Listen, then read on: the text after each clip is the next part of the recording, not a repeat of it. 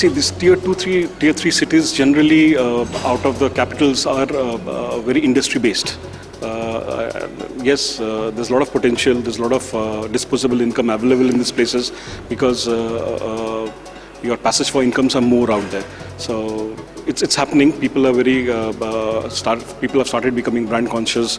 The aspiration class, percentage of aspiration class is pretty high.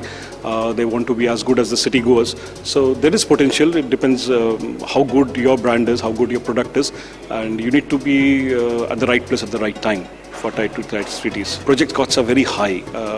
Building costs are high, project costs are high, land is very expensive.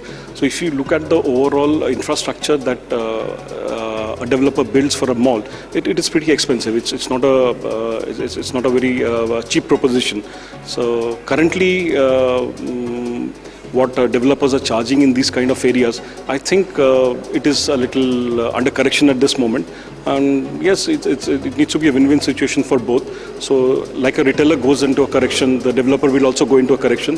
So it's a time game basically. We also need to wait for the time and see what the right thing comes up. See, any retailer coming to this market has to be very futuristic in mentality. They can't expect overnight profits and overnight, jingle bells. So these projects in tier 2 tier 3 cities are very futuristic. One has to have a little patience. One has to hold on for 2 to 3 years and then understand the market. The market is very volatile. It's a different kind of market. Some patches are price sensitive, some patches are not price sensitive. So a retailer will take at least 3 to 4 years to understand this kind of a market. So it's very futuristic and survival of the fittest. Any retailer who can stick around for 3 to 4 years, I think is a winner. 2014, I expect the second half will be much more better than what we have seen in 2013. With the elections coming up in 2014, I think it will play a major role in success of our kind of industry, real estate, retail.